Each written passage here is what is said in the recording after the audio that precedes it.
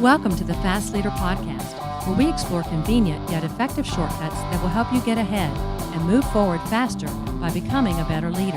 And now, here's your host, customer and employee engagement expert and certified emotional intelligence practitioner, Jim Rembach. Call Center Coach develops and unites the next generation of call center leaders. Through our e-learning and community, individuals gain knowledge and skills in the 6 core competencies that is the blueprint that develops high-performing call center leaders. Successful supervisors do not just happen. So go to callcentercoach.com to learn more about enrollment and download your copy of the Supervisor Success Path ebook now. Okay, Fast Leader Legion, today I'm excited because we have somebody on the show today who is going to defy many of your conventional wisdoms. Marcia Daszko was born and raised in Iowa until she moved with her parents and 3 younger siblings to Los Gatos, California in the 1970s. She graduated from Santa Clara University with an English major focusing on journalism and later got her master's degree in mass communication from San Jose State University. Her dad's career evolved from being a newspaper editor to sales to an entrepreneur of his own company for over 40 years, and Marcia followed his path. With a natural interest in writing, reading, and teaching after her college graduation, Marcia held positions as a 7th grade teacher to a 10-year career in corporate communications and marketing in various industries. She began working to market the management consulting firm owned by Dr. Perry Gluckman and his team of statisticians and consultants in the 1980s. Soon, Perry asked her to do business development, and she asked, "What am I selling?" He sent her to a 4-day seminar about leadership taught by his friend, the world-renowned Dr. W. Edwards Deming. After that experience, Marcia asked Perry, what was that all about? Dr. Deming was in his 80s, difficult to understand, and used a different vocabulary than Marcia was used to. Perry said, "I'll teach you." For the next 3 months, Marcia read, studied, and had 3 to 4 hour conversations about new leadership thinking. Marcia said to Perry, "I want to hear Deming again."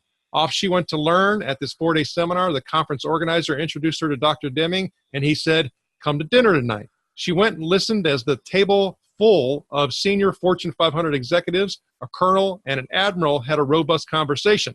She observed and listened. After dinner, Dr. Deming invited her to attend the 4-day as much as she wanted to learn. Over the next several years, she attended more than 20 of these 4-day seminars until his death in 1993. After getting clients like Dow Chemical and Pepsi, Perry said, "We need your help to consult," and her consulting career began. In 1993, both of her mentors died, and Marcia wondered, now what? With major clients, she continued her consulting work, and in 1994 started Marcia Daszko and Associates. Now she speaks and teaches to executive teams and her MBA students a new way to think about leadership without the management fads and best practices. She begins every speech with, "My aim is to provoke your thinking." Her bold, red-hot leadership book, Pivot, Disrupt, Transform, helps people to develop their natural leadership and lead with fewer struggles and failures. There is a better, revolutionary way to experience the joy in learning and leading. Marcia currently resides in Silicon Valley, not too far from her son Timothy and 2 wonderful grandchildren. Marcia Daszko, are you ready to help us get over the hump? Absolutely. Let's go for it. You know, I'm glad you're here. And I've given my Legion a little bit about you, but can you tell us what your current passion is so that we can get to know you even better? My current passion, learning, helping people learn and lead together in ways that they never have done before, and making sure that that path is wide open for also children and children of all ages, because I think we all have the child inside of us that continually needs to learn and develop and make a difference in this world. You know, I'm glad that you shared that part about the child part, because we're going to talk about that in a second. However, in order to talk about that new way of thinking, that difference component and all of that, I think it's really appropriate for us to kind of start off with something that you have at the front of the book, which is a bunch of questions. Because for me, as I went through these questions, when I got to the end, I got a big shocker. So let's do these I'm going to do these as quick as I can. So you guys hang with me, okay? And this is an assessment of your current thinking and your actions, okay? It says, do you believe it's important to hold individuals accountable? And these are all yes or no questions. So do you believe that it's important to hold individuals accountable? Do you believe it is crucial to motivate your employees? Do you make most of your decisions based on conversations and intuition? Do you set targets and numerical goals for individuals to achieve? Does the executive team have annual strategic planning meetings to create the vision, mission, strategies, numerical goals, objectives, and deliverables? Does leadership create a lengthy mission paragraph for the company? Does the organization continually adopt the best practices and benchmark with other companies? Is change management adopted in your company, but not much changes? Is resistance to change common in your culture? Do you believe the company should hire the best recruits with the best GPAs from the best schools to achieve the best results? Does management focus on quotas, results, the bottom line, and the stock price? Are reorganizations and restructuring common and frequent? When times are difficult, do you quickly respond by cutting costs? Do you believe you should empower employees? Do you believe it's important to conduct annual performance appraisals and rank and rate the employees? Do you score the appraisals and tie them to compensation and bonuses? Do you incentivize workers and rewards and have a quota system? Now, I know it took a while for me to read those, but I think it's really important because at the end, from your scoring, you say that if you've answered yes to more than 2 of these, you need this book. And so for me, I'm like, I don't see how anybody's going to answer, less than yes to 80% of those. Is that not true? Definitely. It's true. That's what the world we live in. So when you start thinking about, how do we turn this tide when it's kind of like a salmon swimming, upriver in a current like they've never met? How do we do that? We have to, I have so many answers for that, but I don't know where to start. We sometimes need a crisis. It takes a crisis in order for things to drastically change and people to step up. But that requires courage and that requires leadership. And the courage and the leadership, I think that we used to see decades ago, I'm not seeing that same level of courage and leadership or the knowledge that people need. So, for example, when Japan was in a crisis situation after World War II, that's when Dr. Deming went to Japan at the invitation of General MacArthur and helped Japan turn around and become a global competitor. Well, at that point, they were in a crisis, so they were open to learning. They had no way to go but up. And so that's what we need to address in all of our organizations. It doesn't matter if it's corporate education. Our education system is an extreme crisis. It's a disaster in America. And we can see that because we see the results. And if we focused on education and transformed the education system, that would impact the issues that we have with drugs and with gangs and with the dropout level and the declining education level in the United States. Oh my goodness. As you were talking, I started thinking about these massive problems. And if they're already in crisis and you're saying that we need a crisis for them to transform, I mean, how long can we continue to be in crisis before that happens? Well, we have been in crisis and that continues. We can continue to decline. And that even if we look at the economy and we think that it's doing well, when it crashes, it's going to be pretty severe. So there are some systems that are hiding some of the problems, but we're seeing those results. So sometimes the good times are just camouflaging the realities of systems that are really in crisis. Okay, so then as you're saying that, I would have to ask the question, what systems are you talking about, Marcia? I mean, which systems are actually the ones, is it you're talking about the total government system and the duopoly that they have with Democrats and Republicans? Is that what has to change? Is it, what is it?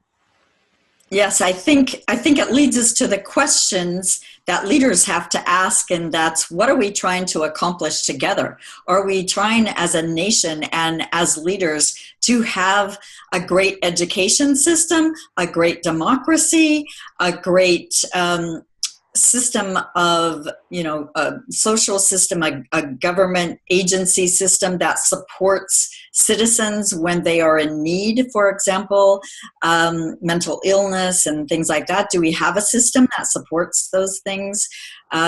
Corporations, are they healthy? Are they growing in healthy ways, or are they growing in due to greed? And how healthy are the people in these organizations?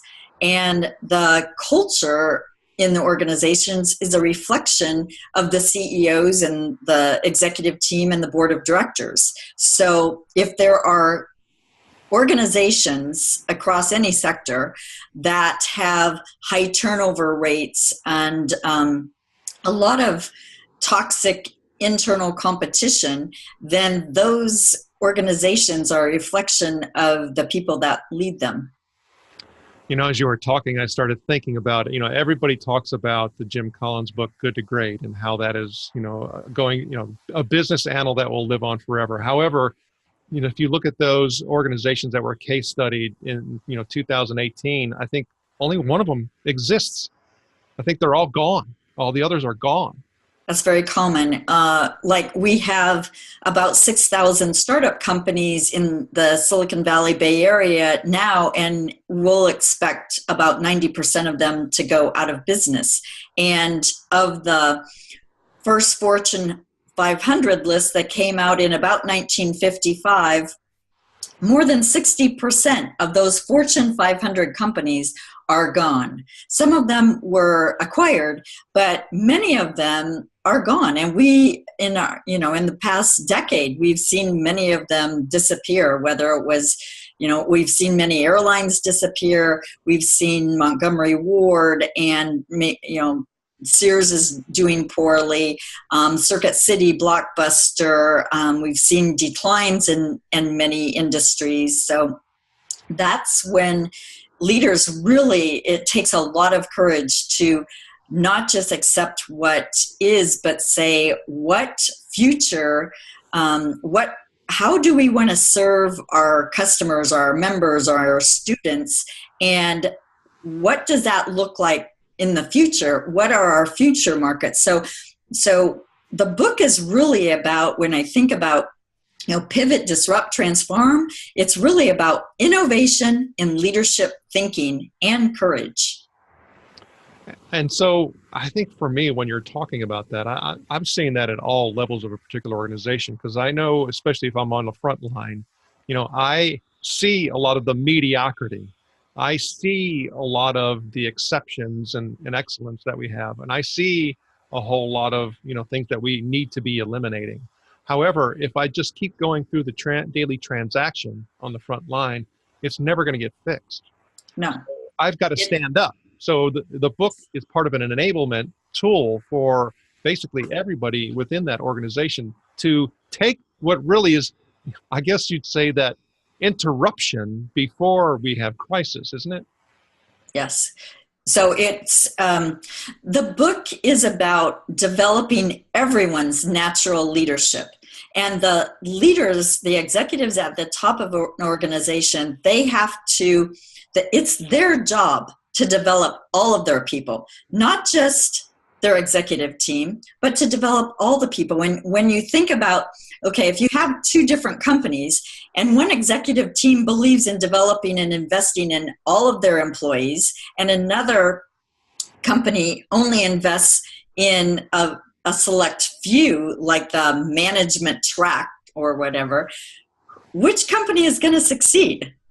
Because the one who has developed the skills and the knowledge and the systems thinking and the focus on having everyone learn and work and improve together, those are the companies that are going to make the difference, and they're going to disrupt and survive. That's a really good point. And I think for me, then we start getting into discussion of learning quality, because, you could say that, the learning industry, and you can categorize it however you want, but that's probably a multi-trillion-dollar, type of industry. However, there's a whole lot of different quality in learning that goes along there, and more, chief learning officers and people who are at the upper end of learning and development are talking more about the learner experience today than I've ever heard before, and also about blended learning and having more journey paths for people's development. It is that training used to be sit in the classroom and it's an event, and I think that's going away. Yes, because it doesn't engage people, and especially to millennials, they don't have that attention span to sit and be PowerPointed to death. And so those things need to go away. But my concern is that the people with certain titles, whether it's HR or chief learning officers or people in leadership and development in organizations, my concern is when they focus on systems such as performance management and performance appraisals and so forth, they are just carrying on and trying to systematize bad practices, best practices, and management fads. And it is the leadership above, oftentimes above them, that has to say, no, we have to stop these management fads, and we have to challenge our current beliefs and assumptions and practices and start asking ourselves some tough questions. Only a few questions. It's not a lot of questions. It's not thousands of questions, but it is challenging how they currently think, what they're trying to accomplish, and always link what they're trying to accomplish with a customer, with a member, with a student. And because if they're not starting with their market, their current market and a potential market, they are just going to be like the hamster in the wheel, and they're going to focus on bad practices, such as holding individuals accountable for the results of the system. The individuals didn't create this system. The executives did. So they need, if they don't like the results they're getting, they need to change it. If they're satisfied with the results that they're getting, even though they have all these best practices, my question to them is, how much better could you be doing if you got rid of the best practices and management fads? That's a phrase that I've just actually over the years have begun to loathe, which is best practices. Because to me, that means they're just common, is really what it ends up being. Yes. Now, what are the particular chapter that you have in the book really stood out to me? Because I think it also addresses the issue that you're referring to in regards of, hey, we need to take a step back and rethink, question some of these fads and some of the things that we've been doing, that we've been taught that we're supposed to do. And you talk about a child's lens and new learning. What do you mean by that? The child's lens. The children see things simply and directly. So children ask the best questions. We've heard that for years. But when we talk about simply going back to the basic questions and asking, what are we trying to accomplish together? How will we do it? Who are we serving? And how will we measure progress? Not just success, because success is after everything else has happened. So the child is able to cut through a lot of complexity and waste, where adults, but they just keep piling it on, one layer on top of another until it's so complex and people are so quote unquote busy, but they're not productive. And so I can go into an organization, have a few conversations, and pretty quickly identify at least 50 to 80% waste of time, of efforts, of resources, when people are not asking the right questions. I think that's a great place to start, is with that, simple innocence. And The questions are a critical component, and I think all of us probably need to do a better job of doing that.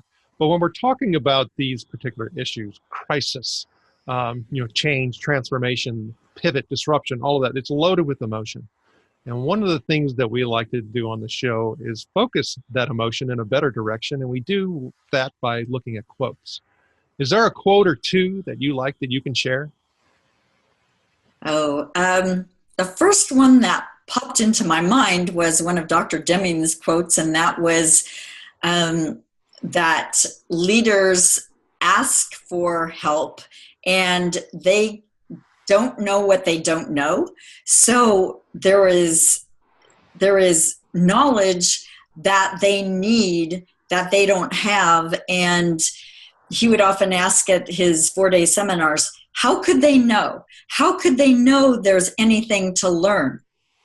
And that's a thing we always have to be learning. And I've got to give credit to leaders that they are searching. There are leaders that are searching for solutions. They're searching for answers. They're searching for ways to solve their problems. They're searching for ways for customers to be served. The issue is that what they need to know, they are not taught in school. That's one thing. One of my clients recently said to me, Marcia, I've been the president for 10 years, and I have been struggling with the same problems for 10 years until you came and you've taught us a totally new way to think, and you've given us new knowledge about systems thinking, knowledge about statistical thinking. Now we can attack those problems and issues, and we're already making a difference, and it's only been 6 months. And he had struggled for so long. So I think people try to learn. Unfortunately, they read articles or books or go to seminars or watch videos that are giving them the same old management fads and best practices. There are probably 100 books out there about how to improve your performance appraisal. That's the wrong thinking, and that's the wrong book. What they need to do is pick up the book that says abolishing performance appraisals. Get rid of it, because performance appraisals end up putting them in a position to judge, blame, criticize, rank, and rate employees. Those things are all negative, not helpful. Being a judge, who likes to do that? And when we think about the multi-millions, maybe billions of dollars that organizations spend on doing performance appraisals, when you just take the time that managers spend in doing performance appraisals and then giving feedback, and if people don't like the feedback, that demotivates them and they feel unappreciated and they go look for another job. So the turnover rate goes up. It's so true, and it gets repeated over and again. To me, I know that, even talking about the experience that you had that I read in your bio when you first went to Dr. Deming's seminar, and you didn't understand the language, and you came back, and there was a whole lot of adaptation and learning and humps that you had to get over. And so we learn a lot when guests get to share those stories.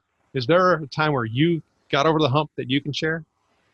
There are so many humps, but the first one was probably when after Dr. Deming's seminar, I said, Perry, what was that all about? Because 4 days of trying to listen to someone who was difficult to understand in his 80s, using a totally different vocabulary of system and variation and control charts and new knowledge and systems thinking. I was not familiar with any of those terms in context of improving a business. So when I went back to the office, and then Perry guided me, and one day I was so excited. I was in a bookstore in Palo Alto, and I came back to the office and I had a whole armful of books. They were about quality and learning and leadership, and I didn't know any better. I was brand new. So Perry looked at the books and he separated them into two piles. This is good. This is good. This is trash. This is garbage. Take these back to the store. So he had the ability with his knowledge to discern the difference between good leadership learning and the management fads that some people were gurus back then were pushing.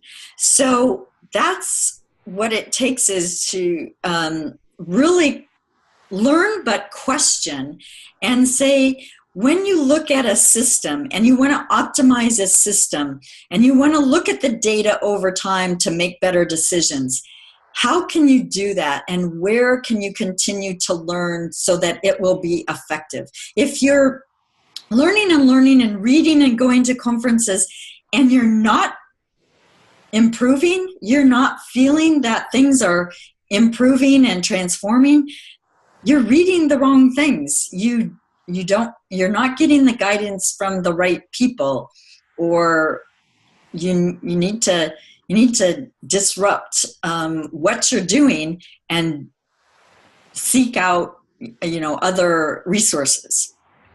I think as you were talking, I started thinking about what I've mentioned many times, is that you can't be a leader and coach people if you also are not receiving that. Yes. Because like you said, when we started, they only, when Dr. Deming said they don't know what they don't know, they can't. You're asking them for support and questions, and they have nothing to pull back. There's nothing in the well. So you have to continue to find that, and you need to have somebody as a coach to really do that. I mean, it's we talk about reading a book and things like that, and that's great, because we all can absorb knowledge, but I think the critical point from what I've picked up from you is that you need somebody to help encourage you and challenge you, and that can only come from another individual. It doesn't come from a movie or a book. Yes, and that's the key, because I don't want to go into that coaching name too much label, because there's so many thousands of coaches out there that don't have knowledge, and they can get certifications and they say, oh, I'm a certified coach. And it's like, what is your knowledge? Can you help leaders transform their personal leadership to help them transform their organization and make a difference in the world? And if they can do that, fantastic. But most, I don't think can. I think one of the most important traits of a great coach is, number one, they have to have that system statistical knowledge. But secondly, they have to be very provocative in their questions to really get their leaders to think, to really challenge what they're currently thinking, believing, assuming, doing. What are they investing in? And I'm not, I don't go into organizations and help them transform and by being their best friends. That's not the aim. The aim is to make that difference with them by challenging them. So there are times that when they're in reflection mode, they reflect back on things they used to do. And I have had this happen, to my surprise, several times, where I'm having a conversation with one of the executives, and they start to cry. And I ask, are you okay? And they say, yes, I was just thinking about how I used to treat people, how I used to lead, how I used to make decisions, and the impact that I had. I'm so sorry about that. But that's where Dr. Deming's quote comes in so powerfully. How could they know? How could they know there was anything to learn? They were just doing their best efforts and hard work and making decisions by consensus. Those are not helpful. So we need to learn a different way to disrupt our own thinking and really believe that transforming ourselves and our organizations and our communities and our society. It's important. It's the right thing to do. And there is a way. So, for example, in the book, there are 3 parts. And the first part is things to stop doing. Because otherwise it's like, if they just want to start doing new things, well, they have still in place a lot of bad things, those management fads. And I tell them it's like trying to put fresh strawberry jam on moldy bread. You've still got the moldy bread, and you've got to get rid of the moldy bread simultaneously that you're learning how to make transformative change, not merely change, because if you change, you can change back. It's like transformative change means it's like the caterpillar becoming the butterfly. Once you're a butterfly, you will never go back to be a caterpillar. And that's once you've learned new leadership thinking based on systems thinking and statistical thinking and strategic thinking about planning, not just strategic planning in the traditional sense. Once you learn these new concepts and get help applying them, then the sky's the limit. I often say then to my executive teams, once they learn those concepts and how to apply them, get out of the way of your people, because they will take you where you've never been before. That's transformation. So one of my clients was at $30 million and wanted to take his company to 35 or 40 million. And I said, okay, let's not think about the numbers. Let's do what we need to do. And I began working with them. And they went from 30 million to 300 million. But had he given them that arbitrary numerical goal of 40 million, when they got to 39 to 40 million, they would have slowed down or stopped, because they wouldn't have experienced what they got to experience together. That's a great story. Now, I sure hope that more and more folks get exposed to your work and that we can start attacking those types of problems, as well as some of those huge problems we talked about earlier. So the Fast Leader Legion wishes you the very best. Now, before we move on, let's get a quick word from our sponsor. An Even Better Place to Work is an easy-to-use solution that gives you a continuous diagnostic on employee engagement, along with integrated activities that will improve employee engagement and leadership skills in everyone. Using this award-winning solution is guaranteed to create motivated, productive, and loyal employees who have great work relationships with their colleagues and your customers. To learn more about An Even Better Place to Work, visit beyondmorale.com/better. All right, here we go, Fast Leader Legion. It's time for the Hump Day Hoedown. Okay, Marcia, the Hump Day Hoedown is the part of our show where you give us good insights fast. So I'm going to ask you several questions, and your job is to give us robust yet rapid responses that are going to help us move onward and upward faster. Marcia Daszko, are you ready to hoe down? Definitely. Let's go. All right. So what is holding you back from being an even better leader today? Oh, enough hours in the day. There are so many things I want to do, but I just sometimes need to sleep. So what is the best leadership advice you have ever received? Learn, listen, and make a difference. And what is one of your secrets that you believe contributes to your success? I continually bring problems to the surface and then try to get people working together to solve those together with new ways to think about them. And what do you feel is one of your best tools that helps you lead in business or life? Curiosity. And what would be one book that you'd recommend to our Legion? It could be from any genre. Of course, we're going to put a link to your book on the show notes page as well. Okay. First things that pop into mind, first books are, one is called Profit Beyond Measure. It helps people think differently about results in the bottom line. And another one would be The Goal. It's powerful. It's been around for decades. And another would be Man's Search for Meaning. Okay, Fast Leader Legion, you can find links to that and other bonus information from today's show by going to fastleader.net/Marcia Daszko. Okay, Marcia, this is my last Hump Day Hoedown question. Imagine you were given the opportunity to go back to the age of 25, and you've been given all the knowledge and skills that you have now to take back with you, but you can't take it all back. You can only take just one. So what skill or piece of knowledge would you take back with you, and why?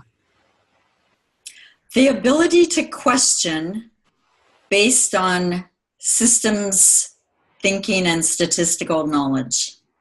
And the reason I would take those and those questions is because the more that people think and question and explore, the more they discover new opportunities and can make a difference. Marcia, thank you for sharing your time with us. Can you tell the Fast Leader Legion how they can connect with you? They can contact me at md@mdaszko.com. So that's md@mdaszko.com, or take a look at my website at mdaszko.com. And for sure, take a look at my book. There's contact information in the book. Marcia Daszko, thank you for sharing your knowledge and wisdom. The Fast Leader Legion honors you and thanks you for helping us get over the hump. Thank you for joining me on the Fast Leader Show today. For recaps, links from every show, special offers, and access to download and subscribe, if you haven't already, head on over to fastleader.net so we can help you move onward and upward faster.